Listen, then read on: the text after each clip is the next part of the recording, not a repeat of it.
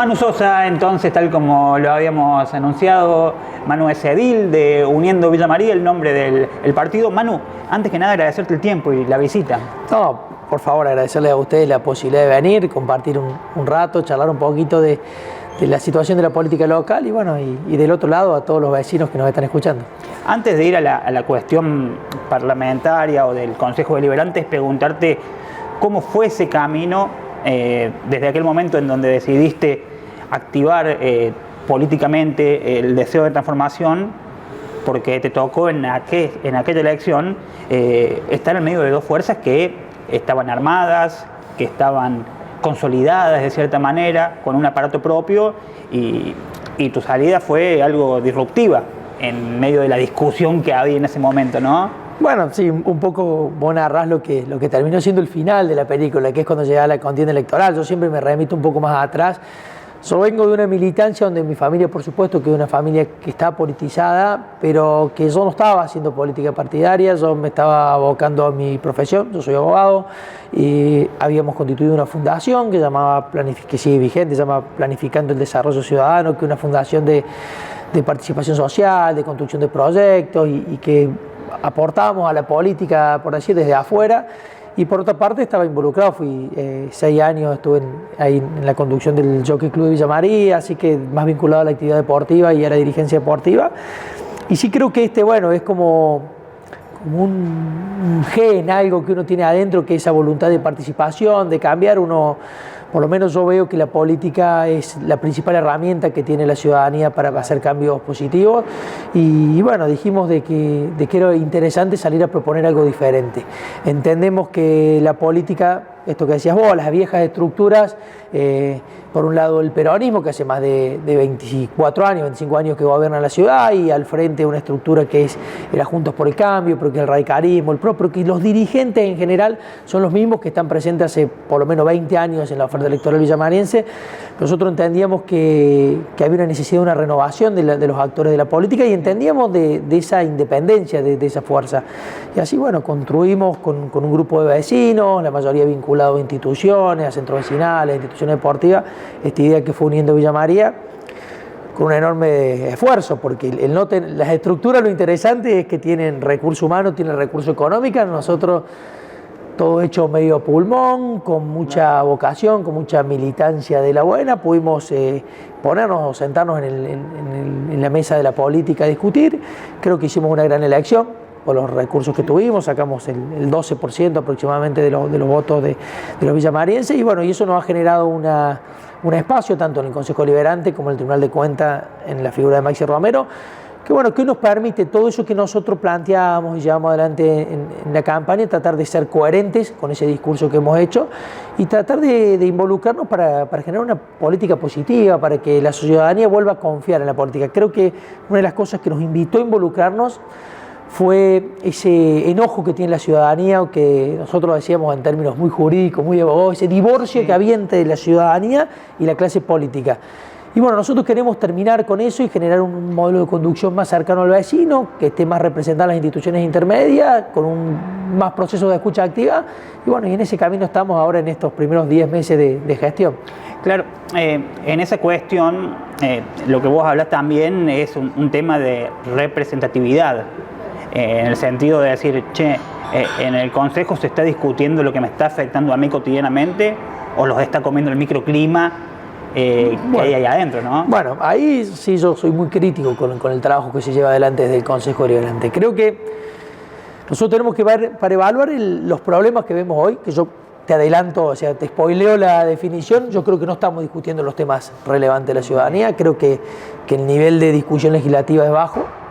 Pero bueno, empecemos a ver las causas de eso. Bueno, las causas es que tenemos un sistema de carta orgánica municipal que establece la mayoría automática a quien gana, entonces eso también obliga a no tener que buscar consensos en muchos de los temas, sino que parecemos en cierto sentido hasta una escribanía, siempre se dice en el mal término del Ejecutivo.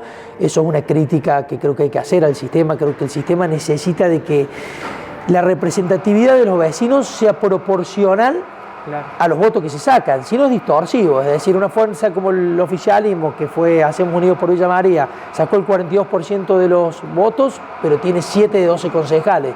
tiene casi el 60%. Entonces, esa distorsión que se genera muchas veces termina repercutiendo en que no hay procesos de discusión legislativa y terminamos en un sistema de escribanía. Sumemos a una coyuntura política que en nuestra ciudad el peronismo y Juntos por el Cambio, sobre todo principalmente en la figura del PRO y de Darío Capitani a título personal, tienen un acuerdo político que se materializó a nivel provincial con el traspaso de esa dirigencia del PRO al gobierno de Martín Yarlora y que votan en unanimidad en definitiva algunos temas, o sea, o en cercanía en algunos temas. Entonces los proyectos más delicados de la ciudadanía, por ejemplo la ley de emergencia económica, es un proyecto que salió con 11 votos a favor de la bancada de Juntos por el Cambio del peronismo y nosotros fuimos la única fuerza que nos opusimos, que le dimos tratamiento en general, aprobamos 2 capítulos, que era sobre la reforma laboral y sobre la posibilidad de que sobre la posibilidad de renegociar deuda con entes públicos y la posibilidad de generar planes de pago a los vecinos, pero que nos rechazamos todo el resto, que es la parte laboral de la norma, la parte que genera un concurso de acreedores, la que permite contratar bajo riesgo empresarial, renegociar proveedores, bueno, algunas cuestiones que para nosotros no eran claras y transparentes, pero desde ese momento se marcó una coyuntura política en el Consejo Deliberante donde nosotros nos sentimos medio solos, muchas veces y sin que esto sea una falta de respeto a otros concejales que también tienen su posición, nosotros muchas veces nos sentimos como la única fuerza que genera una real oposición o contralor público de la gestión del Ejecutivo Municipal, bueno, y porque se ha plasmado en este acuerdo político que existe a nivel provincial entre el PRO, Darío Capitani, Yarlora, Castelo, y que a nivel municipal no puede ser ajeno. Entonces eso nos ha puesto en un escenario donde el Consejo Deliberante termina siendo medio víctima de ese acuerdo y no hay un proceso de discusiones políticas. A título personal, a mí me han dicho off the record concejales de las otras bancadas que la instrucción es que, por ejemplo, los proyectos de Manu Sosa no se traten en el Consejo. Y bueno, y voy a decir, che, la verdad que qué loco, porque me parece que nosotros estamos para algo un poquito mejor, estamos para poner en la mesa de la política, de la discusión de política, los temas que son interesantes para los vecinos. Cuando yo, Manu Sosa o Uniendo Villa María, nuestro equipo lleva un proyecto de Consejo Deliberante, no es un proyecto que a mí se me cruzó por el aire y digo, che, mira qué loco voy a hacer esto, sino que es fruto de una reunión con un club, a una reunión con un centro vecinal, a un reclamo puntual de un vecino, y que por el solo hecho de que se ha presentado por nosotros, ya tenga que ser rechazado o no dar tratamiento, y la verdad que es un poco decepcionante y esto creo que hace caer la calidad de la vida democrática de la ciudad. Pero bueno, serán los desafíos de construir consenso y política y trabajar para tener mayor representatividad y que eso no ocurra. Y ese es el punto, cuando hablamos de la representatividad o hablamos de esta cuestión de llamar escribanía al Consejo Deliberante, eso repercute directamente en hechos tan simples como una audiencia pública, ¿no? Que la gente no va a la audiencia pública porque saben que por más que piden la palabra 15 veces, es un acto meramente formal. La audiencia pública es un ritual.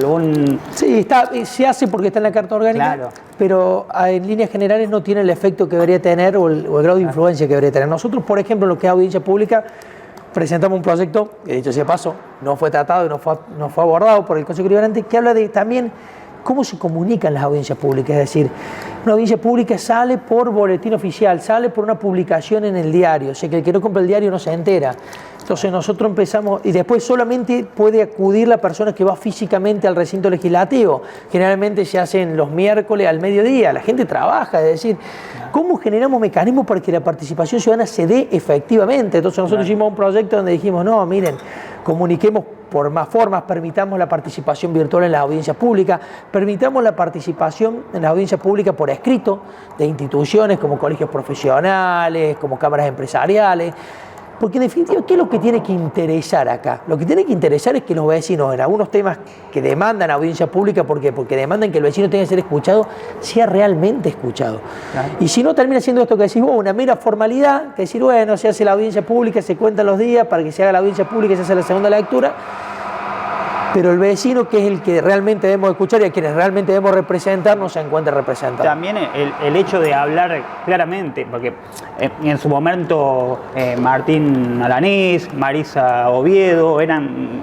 y son periodistas que han no solamente recibido la información del Consejo Deliberante, sino que leen los proyectos de ordenanza y lo traducen a una ciudadanía. A veces cuando el Consejo Deliberante detalla las acciones hechas, hay puntos que no son claros por terminología, por el tema que no hay lenguaje claro en la comunicación. Entonces cuando no hay un lenguaje claro, uno no sabe de qué se trata en definitiva en ese punto. Pero quiero ir a otra parte donde durante estos últimos días planteaste algo que era muy interesante o muy llamativo, que es el Estado municipal como precarizador.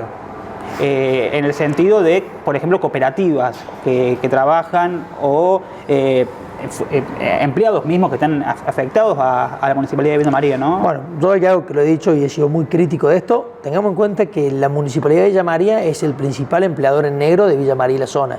Es decir, debe tener hoy la Municipalidad de Villa María alrededor de 1000 empleos facturantes. Cuando dicen facturantes son monotributistas. Cualquier empleador que tiene a sus trabajadores que prestan relación de manera regular, que cumplen un horario, lo tiene como monotributista, si va a un juicio laboral lo condenarían porque es un encubrimiento de una relación en negro. Entonces, por eso, principalmente nosotros decimos que el Estado municipal es el principal empleador en negro de Villa María y la zona.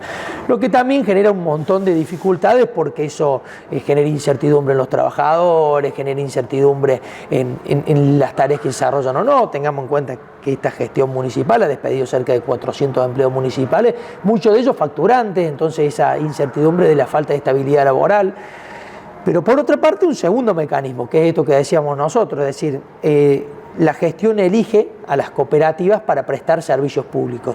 Y nosotros no estamos en contra de que las cooperativas presten servicios públicos, nosotros estamos a favor, nos parece que la economía de las cooperativas es interesante, que el sistema cooperativo es un sistema que se debe ponderar y que se debe difundir y que se debe acompañar. El problema es que en qué naturaleza. Por ejemplo, y pongo nombres concretos, la semana pasada pasó por el Consejo Deliberante un proyecto donde se trata un convenio con una cooperativa para que preste el sistema de limpieza en el Palacio Municipal. La contraprestación que se exige a esa cooperativa de trabajo, que es una cooperativa de limpieza, son 6 trabajadoras cooperativas, 6 horas por día, 5 días a la semana. ¿Sí? Un trabajador de 8 de la mañana a 2 de la tarde, 5 días a la semana. La contraprestación que paga la municipalidad por esa tarea es 1,5 millones de pesos. Si lo dividís por los 6 trabajadores, en total, si lo dividís por los 6 trabajadores, en definitiva vos estás asignando un recurso de 250.000 pesos por trabajador. Y ni que hablar que ese trabajador es monotributista en la cooperativa, tiene que tener un monotributo, tiene que pagar un monotributo, tiene un costo. Es decir, tampoco que esos 250.000 pesos y la cooperativa para funcionamiento también tiene un costo, porque paga IVA, porque paga gastos, porque paga impuestos. Entonces, en definitiva, estamos generando un convenio con una cooperativa para generar un mecanismo de precarización donde el haber que va a cobrar ese trabajador que va a hacer la limpieza del Palacio Municipal va a ser la mitad de un salario de indigencia. Entonces nosotros como representantes de la ciudadanía, ¿podemos avalar eso? Entonces creo que hay un déficit en la gestión pública. Tengamos en cuenta que esta gestión municipal, y nosotros somos muy críticos con la gestión, ha sido la gestión que ha hecho el impuestazo más alto en la historia de los villamarienses. Entre diciembre y el aumento que han hecho en mayo es cerca del 400-500% el aumento de las tasas de impuestos municipales. Ha tenido un superávit el ejecutado del primer semestre, o sea, esto es información oficial, es decir, lo que ingresó y lo que gastó ha tenido un superávit de más de 6.000 millones de pesos. ¿Y cuál ha sido el factor de ajuste para que esos 6.000 millones de pesos sobren en las arcas municipales? Y ha sido el despido de 400 trabajadores, ha sido un aumento de impuestos desmedido que repercute en todos los vecinos, ha sido la precarización laboral de los trabajadores.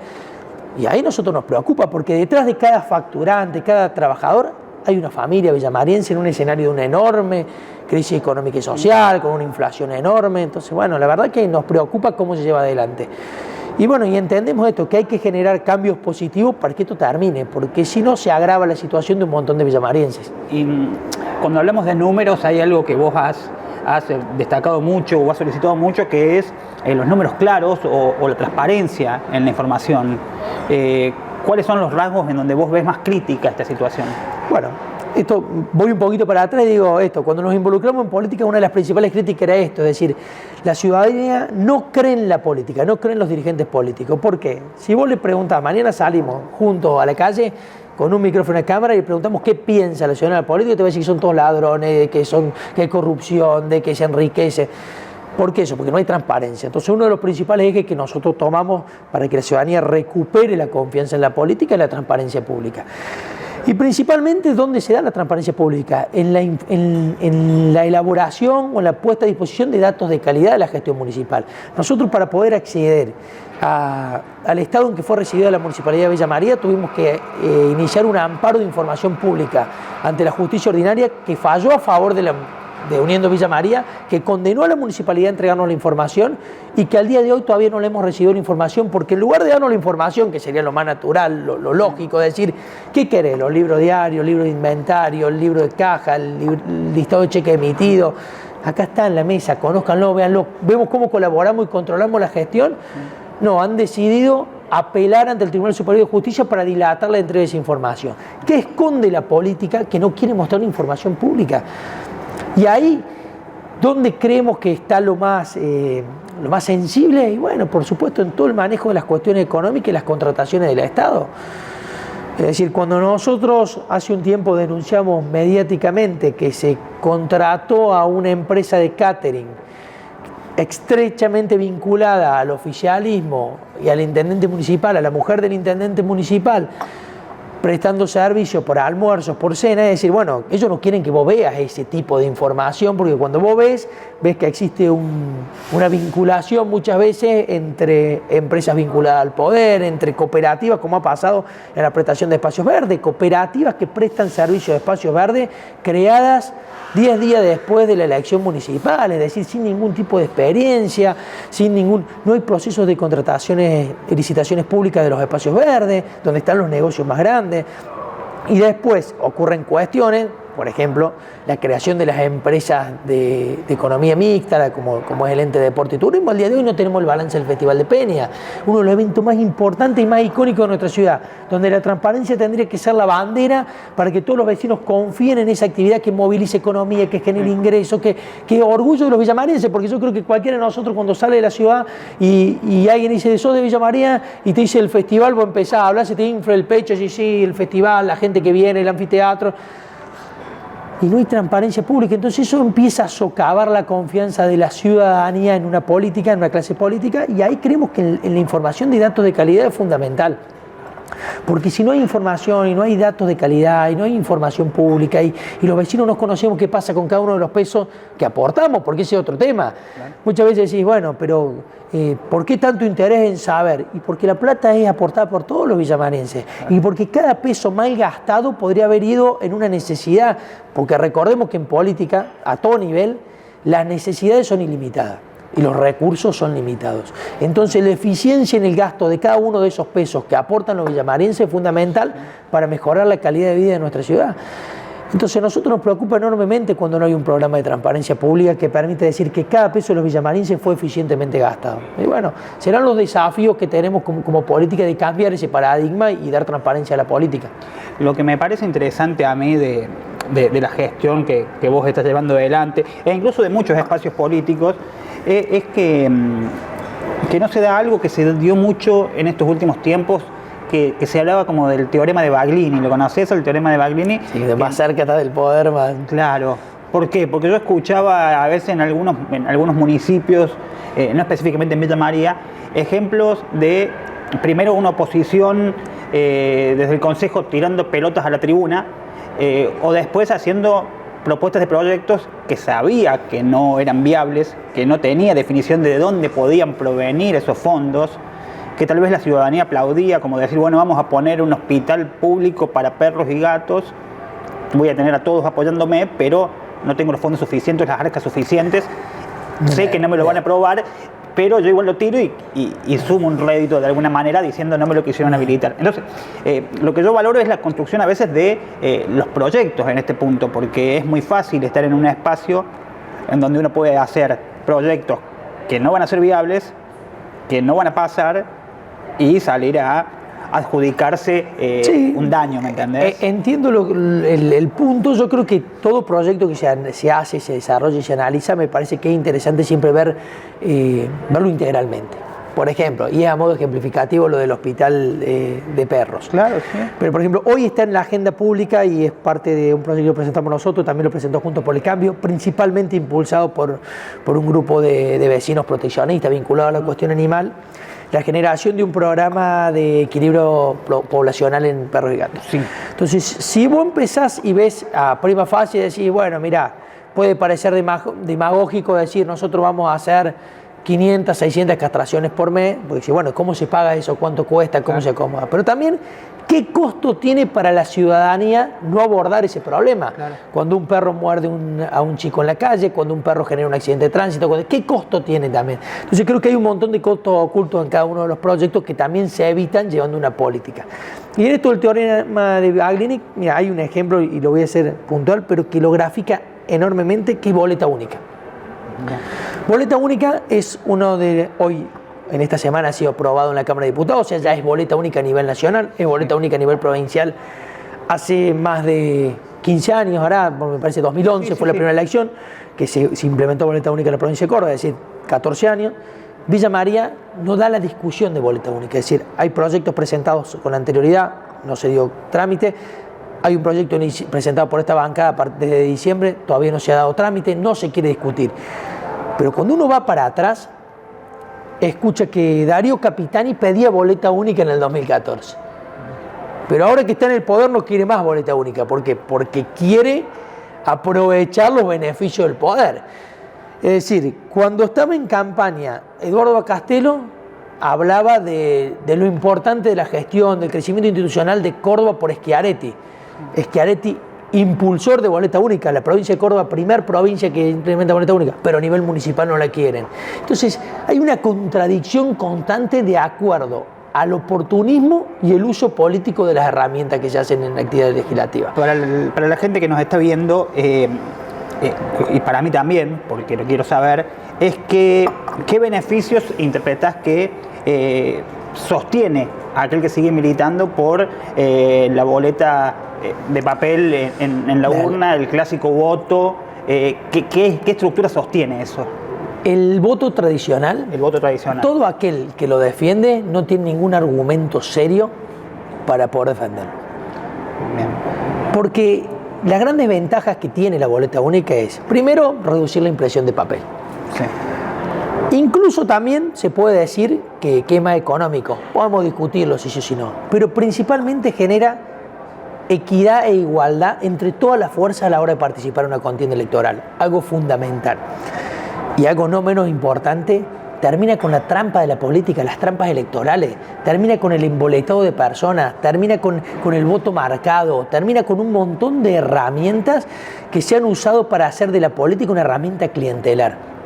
Claro. Entonces, si la pregunta fuera al revés, y vos me decís, ¿qué ventajas tiene la boleta única? Hay todo un montón. ¿Y qué desventajas? Y yo no le veo ninguna. Porque incluso todas aquellas dificultades que ha tenido la boleta única en estos 14 años que la tenemos en Córdoba, gracias a Dios, si uno ve la primera elección que hubo con boleta única a nivel provincial, había algunos errores, que boleta completa sí, boleta completa no, el casillero de lista completa sí o no, que ocurrió algunos errores. La ciudadanía en un proceso de diferentes elecciones que se fue desarrollando y en proceso de capacitación ha terminado con ese error.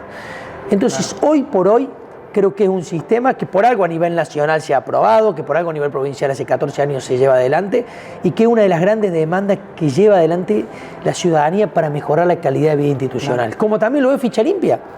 Sí. ¿Quién se puede oponer de bien? ¿Qué persona de bien se puede oponer a que se implemente en la ciudadanía de Villa María o en cualquier lugar del mundo la ficha limpia? Es decir, que aquellas personas que sean condenados por delito contra la administración pública no puedan ocupar cargos públicos. ¿Quién puede defender eso? Bueno, en esta ciudad no se quiere tratar el tema. ¿Qué esconde? ¿Qué intereses hay por detrás? Que algo que pareciera, si mañana, como te decía recién, vamos a la calle, le preguntamos a 100 vecinos y va a haber 101 que te van a decir, no, sí, ya, urgente. ¿Cómo hay una persona que esté condenada por delito contra la administración pública trabajando en el Estado, administrando los fondos de todos? Parece incoherente no estar a favor de eso. Sin embargo, esa discusión en nuestra ciudad no se da. Y acá vamos a algo que vos dijiste al principio, y ahí donde creo que hoy hay un consejo deliberante principalmente joven, donde 11 de 12 concejales es la primera experiencia legislativa que tenemos y que estamos aprendiendo todos los días, porque es un gran desafío aprender, pero que tenemos que tener una enorme responsabilidad en mejorar la calidad de la discusión y los temas que se tratan en ese Consejo Deliberante. Porque si no terminamos siendo una mera escribanía de proyectos del Ejecutivo y un Consejo Deliberante que declara de interés municipal cuestiones interesantes y que son importantes, y es importante acompañar la actividad del comerciante, la actividad de las instituciones, la actividad de aquellos vecinos que se destacan por cuestiones, pero el fin del Consejo Deliberante es la casa de representación del pueblo, donde se encuentran representados todos y cada uno de los intereses de los villamarenses. Y ahí creo que tenemos una deuda pendiente, todos los representantes del Poder Legislativo Municipal, y que tenemos que trabajar para mejorar esa vara. Algo más que un beneplácito continuo. Exactamente, ¿no? Exactamente. Merecido, pero hay que estar para otras cosas, hay que dar las discusiones interesantes, hay que discutir boleta única, hay que discutir mecanismos de transparencia pública, hay que discutir mecanismos de transparencia pública dentro del Consejo Deliberante. Es decir, esta semana hemos presentado un proyecto solicitando que se empiece a abordar la actividad del Consejo Deliberante más públicamente, la agenda pública de los concejales, el orden del día de cada una de las sesiones, cómo se vota en cada una de las sesiones, qué tema se trató, cuáles fueron los fundamentos, que se hagan las actas de las comisiones, que se reúnan las comisiones. Hay comisiones de trabajo parlamentario que hace más de 2 meses que no se reúnen. Comisión de Obras Públicas debe hacer de julio que no se reúne. Y creo que, y no es porque no hay proyectos, hay un montón de proyectos dentro de las comisiones. Y nosotros tenemos que empezar a dar la discusión política. Y bueno, serán los desafíos que tenemos los actores de la política. Y bueno, uno a veces se siente medio como Sancho Panza contra los molinos de viento. Porque bueno, vos sos uno en un universo de 12, donde el oficialismo tiene la mayoría de los 7 concejales y marca la agenda del Consejo Deliberante, donde preside todas las comisiones, donde nosotros solo somos actores de reparto algunas veces en estas cuestiones. Pero desde el rol que nos toca y desde la herramienta que tengamos, y será la difusión, y será la charla con el vecino, y será la charla en los medios de comunicación, tenemos que empezar a generar nuevos estándares de la política. Porque si no, me parece que la ciudadanía va a seguir enojada con la política con razón, y nos guste o no, por lo menos así lo veo yo, hoy es la principal herramienta o la única herramienta que tenemos para cambiar la realidad de manera eficiente desde la política. ¿Cómo fue la experiencia de salir del Consejo y sesionar en diferentes instituciones, en diferentes espacios? ¿Cómo lo notaste vos y cómo lo sentiste eso? Me parece interesante, me parece bien.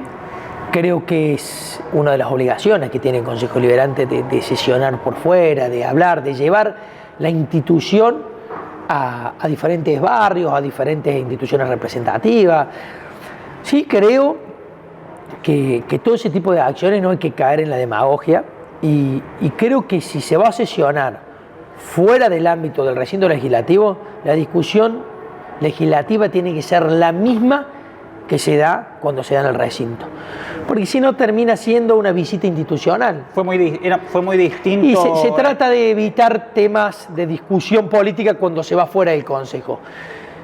Y bueno, lo entiendo, a lo mejor para no generar controversia, para no generar algunas rispideces, pero nosotros no le tenemos que tener miedo al debate, no le tenemos que tener miedo a la discusión. Es que a los vecinos les gusta que se debata. Pero más allá de que le guste, es necesaria. Pero por eso mismo. ¿Sí? Nosotros necesitamos, o sea, no está mal que pensemos diferente, no está mal que argumentemos diferente, no está mal que no estemos todos de acuerdo. Lo que está mal es que no discutamos. Lo que está mal es que los vecinos no conozcan cuál es la posición que tiene cada uno de sus vecinos que lo representan dentro del Consejo Deliberante. Eso sí para mí está mal. Entonces creo que me parece interesante. Entiendo que hemos tenido, y acá me hago cargo también porque somos todos responsables, una política de cuando salimos afuera ser políticamente correctos, pero creo que la ciudadanía tiene que conocer las instituciones tal cual son y cómo funcionan, y esos son los desafíos que tenemos por adelante también. En este camino que está comenzando de gestión, ¿cuáles son las ideas con las que llegaste y que te gustarían dejar en el paso por el Consejo Deliberante? ¿Por qué? Porque uno ingresa tal vez con un proyecto, con una idea.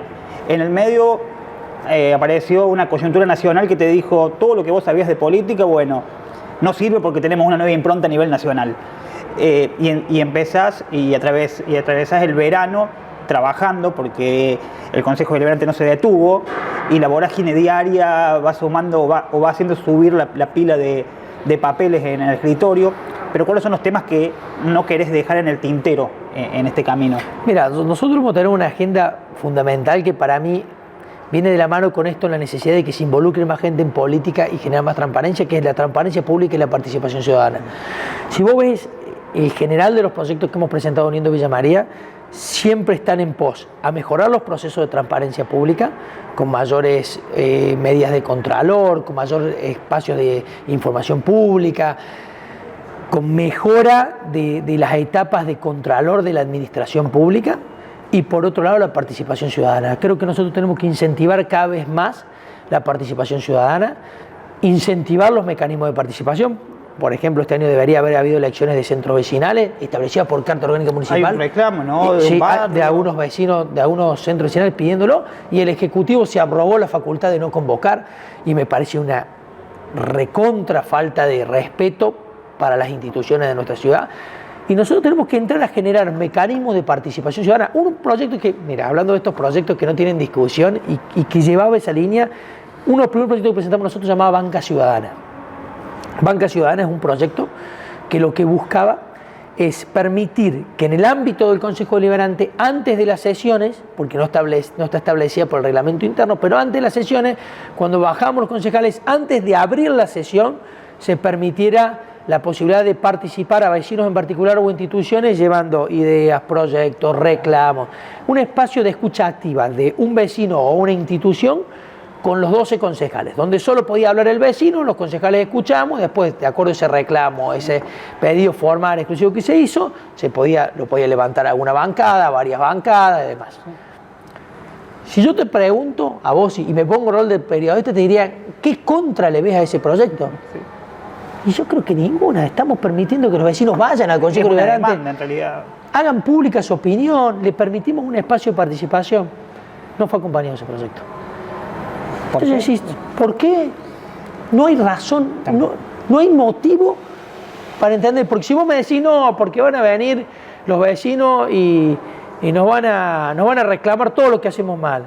¿Y cuál es el problema? Si hay alguien que tiene una opinión que algo se hace mal, vos tendrás la oportunidad de rebatirla con datos, con pruebas, con información, y si no, tomar nota y dar una solución al vecino, que en definitiva a quién debe servir. Pero no existe estos mecanismos de participación ciudadana. Y nosotros, en nuestra agenda es eso. ¿Qué legado queremos dejar?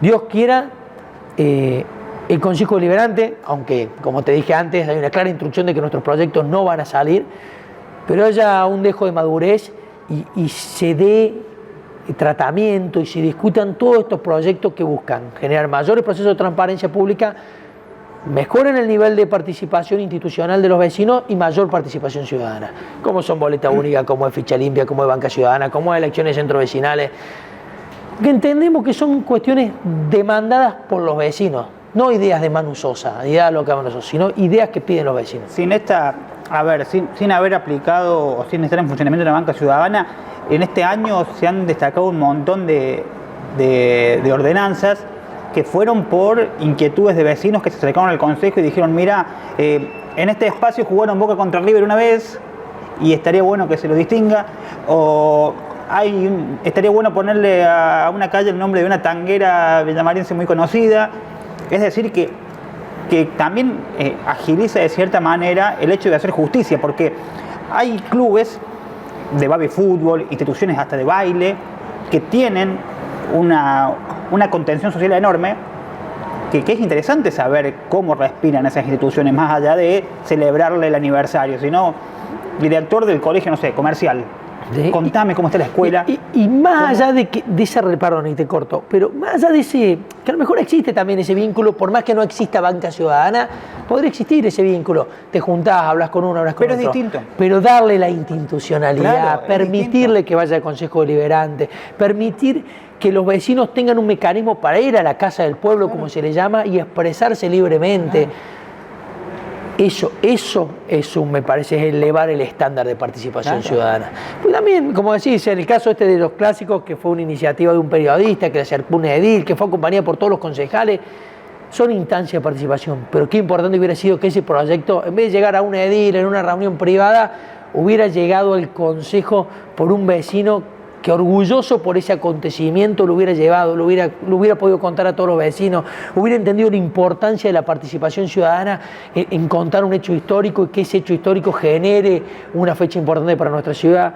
Pero bueno, evidentemente ahí todavía tenemos diferencia en esa compensación con la responsabilidad. Hay una cuestión de predisposiciones, ¿me entendés? Bueno, una cosa es la predisposición de un organismo a escuchar al vecino y otra es la predisposición del vecino de, por favor, ojalá que de ser escuchado. Ojalá la necesidad de ser escuchado. Que me presten atención en esto porque me parece que está bueno, ojalá que lo contemplen. Y ya la fe es distinta y uno lo piensa 2 veces y tiene que ir pidiendo permiso en algunos casos. Bueno, por eso creo que es importante institucionalizar la participación. Y bueno, evidentemente los concejales que nos acompañan en la gestión del Consejo Deliberante no lo han entendido así. Nosotros vamos a insistir en ese tipo de proyectos, en ese tipo de legado, en buscar que el nivel de la discusión política y el nivel de la actividad parlamentaria en Villa María sea mejor. Creo que son grandes desafíos que tenemos. Y bueno, y habrá que ver de qué manera la ciudadanía también vuelve a confiar un poco en la política, que creo que es una de las principales falencias que tenemos en nuestra ciudad y que trasciende a nuestra ciudad, a la provincia, al país y a la polarización o a la discusión política en esa filosofía amigo-enemigo. Bueno, creo que hay que cambiar algunos de esos paradigmas para mejorar la calidad de vida institucional. ¿Cómo te llevas con el territorio, con los vecinos? ¿Cómo es el contacto? Porque imagino que recién hablábamos del microclima, del hecho del debate de la diaria, que está muy alejado de los vecinos. ¿Seguís manteniendo reuniones? Sí, nosotros tenemos una actividad a nivel partidario, por decir. Sí. Tenemos una actividad que seguimos vinculado a la gente cercana a nuestro espacio, a la gente que está más vinculada al territorio y los barrios. Y en lo personal, yo sigo trabajando como un vecino más. Es decir, gracias a Dios soy una persona que me encanta hacer deporte, juego al fútbol, juego al tenis, voy a los barrios, charlo con los vecinos, como un asado. Soy un vecino más y bueno, creo que eso también de llegar a la función pública pero no cambiar la esencia o lo que uno es, me parece que te ayuda a estar cerca de la gente. Es decir, vos cuando vas a jugar a la FUCO, al fútbol y hablas con un montón de vecinos y te llega el reclamo y te llega el pedido y te llega... Bueno, y en esos espacios muchas veces de vida cotidiana que tiene cada uno, a uno le permite estar cerca de los problemas, más allá de las visitas institucionales o la cuestión hacemos como espacio político. Es decir, nosotros seguimos trabajando, colaborando con merenderos, seguimos trabajando en actividades sociales, seguimos yendo a visitar vecinos en particulares que se contactan con nuestro blog y dicen, che, necesito que vengas porque en mi barrio, por ejemplo, que estuvimos el otro día, Barrio Bota, era un basural, y dice, quiero que vengas a verlo. Y fuimos, nos acercamos, charlamos un rato con el vecino, tomamos nota, hicimos un pedido de informe para preguntar qué pasaba, que no se estaba haciendo la recolección de residuos. Bueno, hay una actividad constante de la demanda del vecino que uno la tiene que tratar de solucionar con los recursos que uno tiene, porque hay otra realidad, nosotros somos un actor dentro del órgano legislativo y no tenemos poder ejecutivo. Es decir, aunque yo quisiera mañana, si dijera, no, hay un basural, voy a limpiarlo, yo no tengo el recurso, a no ser que haga una acción solidaria con vecinos, gente de mi espacio, y vamos a limpiar un espacio puntual, la responsabilidad del Ejecutivo Municipal. Y sí, lo que tenemos que hacer es instrumentar los medios formales a través de un pedido de informe, de una resolución en el Consejo Deliberante para que se haga esa acción concreta. Manu, agradecerte el tiempo. No sé si me quedó algo por preguntarte, si querés agregar algo a modo de cierre. No, agradecerles a ustedes por la charla. Me parece que es interesante, creo que es importante que los vecinos, la ciudadanía conozcan qué se está haciendo y qué no se está haciendo. Para los vecinos agradecer primero la confianza de habernos dado esa representatividad o de poder representarlos en el Consejo Deliberante, y también avisar que nuestra banca es una banca pública, es una banca de todo y cada uno de los vecinos, de todo y cada una de las instituciones de nuestra ciudad, que cada proyecto que ustedes crean que es necesario que tenga tratamiento legislativo, nosotros estaremos dispuestos a recibirlo, escucharlo, darle forma y presentarlo, porque entendemos que somos un medio para que cada una de las demandas de los vecinos llegue y que estamos a disposición para discutir, para charlar, para debatir con aquellos que coincidamos en la forma de ver la política y la ciudadanía, y también con aquellos que no, porque entendemos que en la diversidad, en la diferencia, se puede buscar puntos en común para construir una política mejor. Y ese es el desafío que hemos tenido desde Uniendo Villa María y que lo vamos a seguir llevando adelante, como lo hemos llevado en los 2 años de campaña, en los 10 meses que llevamos de gestión desde el Consejo Deliberante, y lo vamos a llevar adelante en los 3 años y meses que nos quedan por delante. Muchas gracias, Manu. Gracias a ustedes. Manu Sosa con nosotros, concejal de Uniendo Villa María. Pausa cortita y continuamos.